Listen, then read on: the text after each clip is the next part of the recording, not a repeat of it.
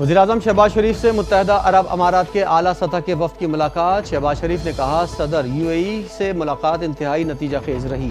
You اے ای نے پاک بھارت تناؤ میں کمی میں اہم کردار ادا کیا۔ نائب وزیر عبداللہ نصر نے کہا کہ یو اے ای اور پاکستان کے درمیان دیرینہ تعلقات ہیں، پاکستان کے ساتھ معلومات کا تبادلہ کرنے کے لیے تیار ہیں۔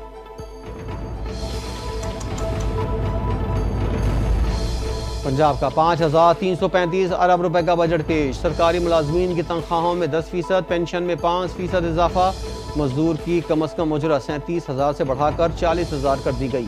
وزیر خزانہ نے پنجاب اسمبلی میں بجٹ پیش کیا۔ اپوزیشن کا شور شرابہ اسپیکر کی ڈائز کے سامنے جمع ہو گئے۔ وزیر خزانہ نے کہا گزشتہ سال کی طرح اس سال بھی ٹیکس فری بجٹ دیا۔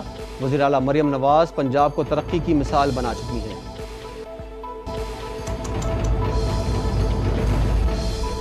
پنجاب حکومت نے بجٹ میں نان ترقیاتی اخراجات کے لیے 4,060 ارب روپے رکھنے کی تجویز دے دی۔ ترقیاتی پروگرام کے لیے 1,240 ارب روپے مختص کرنے کا منصوبہ۔ 3,132 نئی ترقیاتی اسکیموں کے آغاز کا فیصلہ۔ جاری اسکیموں کے لیے 523 ارب روپے رکھے گئے، نئی اسکیموں کے لیے 470 ارب روپے کی رقم رکھی گئی۔ وزیر خزانہ نے کہا کہ اسکول ایجوکیشن کے لیے 100 ارب روپے مختص کیے گئے۔ خصوصی تعلیم کے منصوبوں میں 5 ارب روپے خرچ ہوں گے۔ بجٹ میں ہیلتھ میڈیکل ایجوکیشن پر 95 ارب روپے مختص۔ پنجاب کابینہ نے آئندہ مالی سال کے بجٹ کی منظوری دے دی۔ 500 ارب روپے سے زائد کے بجٹ میں ترقیاتی منصوبوں کے لیے 1,246 ارب روپے رکھنے کی تجویز۔ آئندہ مالی سال کے لیے 3,132 اسکیمیں شامل ہوں گی۔ روڈ سیکٹر کے لیے 120 ارب، صحت اور بہبود آبادی کے لیے 90 ارب، زراعت کے لیے 80 ارب روپے مختص کیے گئے۔ ترقیاتی اسکیموں کے لیے 142 ارب روپے مختص ہوں گے۔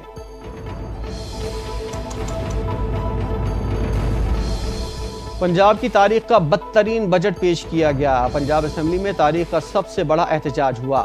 بجٹ بنانے میں حکومت کا کوئی کردار نہیں۔ اپوزیشن لیڈر ملک احمد خان بھچر کی حکومت پر تنقید۔ کہا کاشتکاری پنجاب میں ختم ہو گئی۔ حکومت نے کسان کی گندم نہ خرید کر آٹا سستا کیا۔ پی ٹی آئی کے ارکان تنخواہیں عوام پر خرچ کرنے کو تیار ہیں۔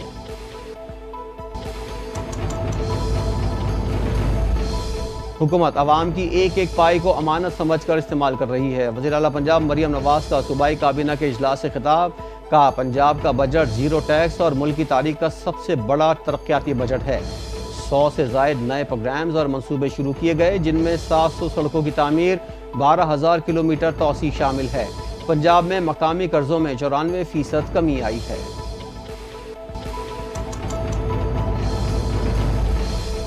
وزیر اعلیٰ پنجاب مریم نواز نے صوبے کے عوام کے لیے تاریخی بجٹ دیا۔ مریم نواز کبھی ایسا وعدہ نہیں کرتی جو پورا نہ کر سکیں۔ وزیر اطلاعات پنجاب عظمہ بخاری کی گفتگو۔ کہا یہ بجٹ تعلیم، صحت سمیت ہر شعبے کے لیے تاریخی ہے۔ صحافی برادری کی فلاح و بہبود ہماری ترجیح ہے۔ صحافیوں اور فنکاروں کے علاج کے لیے صحت کارڈ دیا جائے گا۔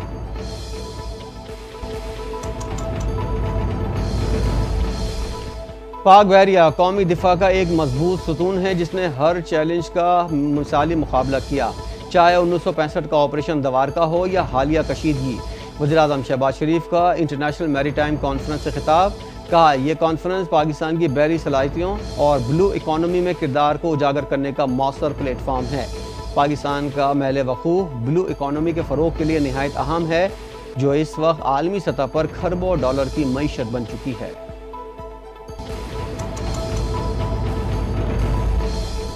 ایران کے تابڑ توڑ میزائل حملے جاری، اس کی قیمت تہران کے رہائشی ادا کریں گے۔ اسرائیلی وزیر دفاع نے ایران کو دھمکی دے دی۔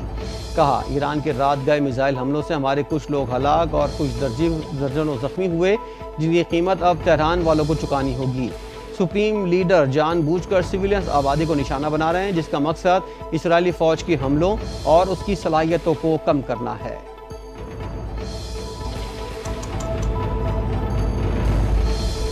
عراق سے پاکستانی زائرین کی واپسی جاری، خصوصی پروازوں کے ذریعے 268 پاکستانی وطن پہنچ گئے۔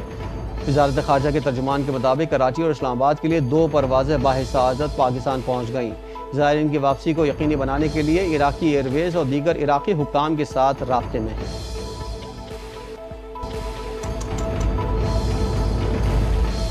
جنگ کوئی مذاق نہیں ہے، ہمارا نیوکلیئر اور میزائل پروگرام ہماری اپنی حفاظت کے لیے ہے۔ بھارت کچھ کرے گا تو پہلے سے زیادہ جواب ملے گا۔ نائب وزیر اعظم اسحاق ڈار کا سینٹ میں خطاب، کہا پاکستان نے اسرائیل سے بڑے دشمن کا مقابلہ کیا، ملک کی حفاظت کی بات ہوگی تو سب ایک ہیں، ہماری پوری کوشش تھی امریکہ اور ایران کے درمیان مذاکرات کامیاب ہوں، معاملات کو مذاکرات کے ذریعے حل کرنے پر یقین رکھتے ہیں۔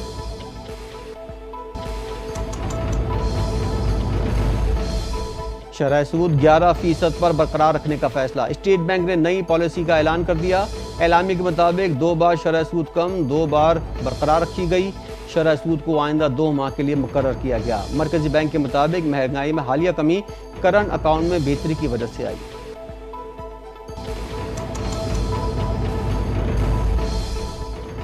نئے بجٹ پر نہ صرف اپوزیشن بلکہ حکومتی ارکان پارلیمنٹ بھی ناخوش، سینیٹر عرفان صدیقی نے بجٹ میں تعلیم خصوصاً اعلیٰ تعلیم کے لیے فنڈ کو ناکافی قرار دیتے ہوئے بجٹ میں اضافے کا مطالبہ کر دیا۔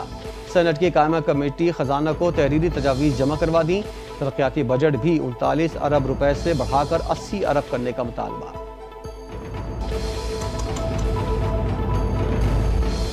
تحریک انصاف نے بجٹ میں ووٹ نہ دینے کے لیے پیپلز پارٹی سے رابطہ کر لیا، اسد کیسر کی راجہ پرویز اشرف سے ملاقات، راجہ پرویز اشرف سے کہا پیپلز پارٹی کے بجٹ بائیکاٹ سے متعلق بیانات سنیں، پیپلز پارٹی سنجیدہ ہے تو بجٹ میں ووٹنگ بائیکاٹ میں پی ٹی آئی کا ساتھ دے۔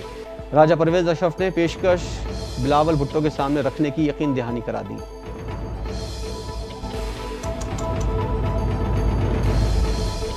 وزیر اعظم نے بجٹ میں ایف بی آر کی جانب سے تاجروں کو گرفتار کرنے کی تجویز کا نوٹس لے لیا، وزیر اعظم نے اجلاس طلب کر لیا، حکام کے مطابق فائنانس بل میں ٹیکس فراڈ کرنے والے تاجروں کی گرفتاری اور 10 سال تک قید تجویز دی گئی تھی۔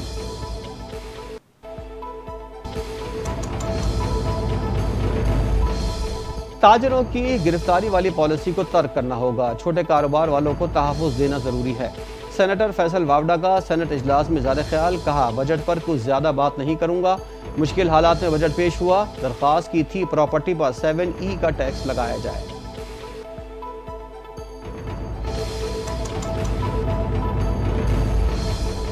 سابق وزیر اسد عمر کا موجودہ حکومت بجٹ اور ملکی سیاسی صورتحال پر شدید تحفظات کا اظہار، کہا پاکستان اس وقت ایک خطرناک سیاسی دلدل میں ہے جس سے نکلنے کے لیے تمام سیاسی جماعتوں کو کردار ادا کرنا ہوگا، نون لیگ کو اپنی سیاست کا جائزہ لینا ہوگا، اسے بدلنے کی ضرورت ہے۔ موجودہ بجٹ کو دیکھ کر ایسا محسوس ہوتا ہے جیسے ایک نہیں 2 پاکستان بن چکے ہیں۔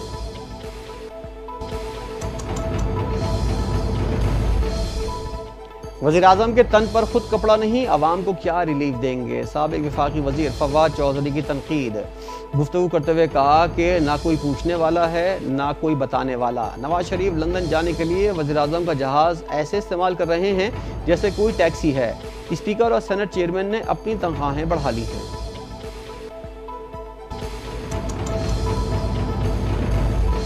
خیبر پختونخوا میں فورسز کی مختلف کارروائیاں، بھارتی پراکسیز سے تعلق رکھنے والے فتنہ الخوارج ہلاک، آئی ایس پی آر کے مطابق آپریشن کے دوران فورسز نے دہشت گردوں کا گھیراؤ کیا، 4 خارجیوں کو پشاور، 1 کو شمالی وزیرستان میں مارا گیا، ہلاک، دہشت گردوں کے پاس سے اسلحہ گولہ بارود برآمد، بھارتی حمایت یافتہ دہشت گردی کی متعدد وارداتوں میں ملوث تھے۔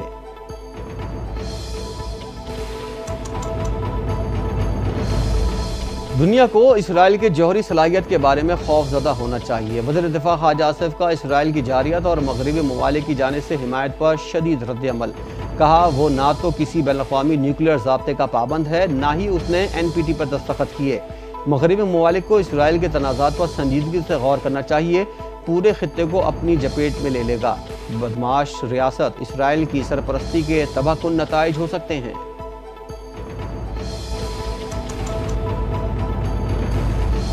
امریکہ نے اسرائیل میں اپنے سفارتی عملے کو ملک چھوڑنے کی اجازت دے دی، حملوں کے بعد اسرائیل میں امریکی سفارت خانے کے عملے کو اسرائیل چھوڑنے یا اگلے نوٹس تک محفوظ مقام پر منتقل ہونے کی ہدایت، سفارت خانے نے امریکی شہریوں کو بھی اپنی بدعتعات کے تحت اسرائیل چھوڑنے کا کہہ دیا۔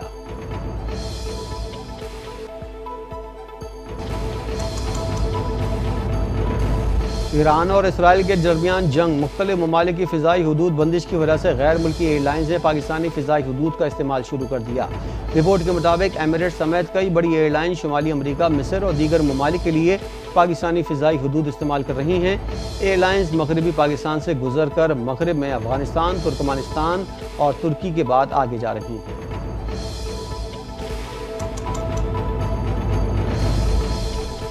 وزیراعظم شہباز شریف نے آئی ٹی ایکو سسٹم کو بہتر بنانے سے متعلق اقدامات جلد مکمل کرنے کی ہدایت کر دی۔ وزیراعظم کی زیر صدارت آئی ٹی شعبے کی تربیت کے حوالے سے اجلاس۔ شہباز شریف نے مقابلے میں کامیاب ہو کر پاکستان کا سر فخر سے بلند کرنے والے طلباء و طالبات کی پذیرائی کی۔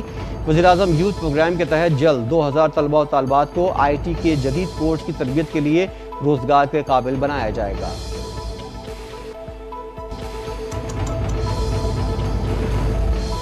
پاکستان کی آئی ٹی انڈسٹری میں انقلاب، صرف 9 ماہ میں $2.42 ارب کا تجارتی surplus. S I F C کی پالیسیوں کی بدولت پاکستان آئی ٹی انڈسٹری ترقی کی راہ پر گامزن۔ عالمی منڈیوں میں پاکستان کی رسائی بھی بہتر ہو گئی۔ وزارت آئی ٹی ٹیلی کام کے مطابق 15 نمایاں پاکستانی آئی ٹی کمپنیز نے بین الاقوامی سطح پر تسلیم شدہ ISO سرٹیفکیٹ حاصل کیے۔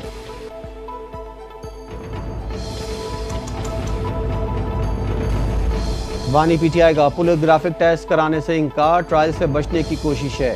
انسداد دہشت گردی عدالت لاہور نے پروسیکیوشن کی درخواست پر 3 صفحات پر فیصلہ جاری کر دیا۔ عدالت نے قرار دیا بانی پی ٹی آئی کو اپنی بے گناہی ثابت کرنے اور مکمل منصفانہ مواقع دیے گئے۔ ان کی ضد اور مسلسل انکار کی وجہ سے کوئی نتیجہ حاصل نہ ہو سکا۔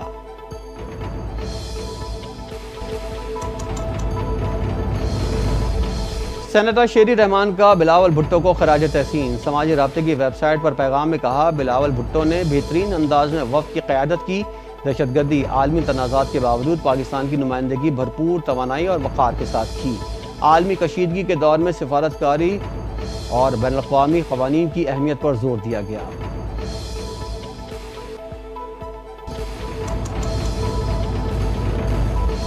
پاکستان ایٹامک انرجی کمیشن کا چشمہ نیوکلیئر پلانٹ کی تعمیر میں اہم سنگ میل۔ پاک چین دوستی کی ایک اور اعلیٰ مثال قائم۔ چشمہ نیوکلیئر پاور پلانٹ تعمیر کے باضابطہ باقاعدہ مرحلے میں داخل ہو گیا۔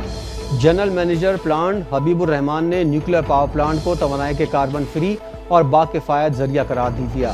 پروجیکٹ سے سماجی اقتصادی ترقی اور عوامی روزگار کو فروغ ملے گا۔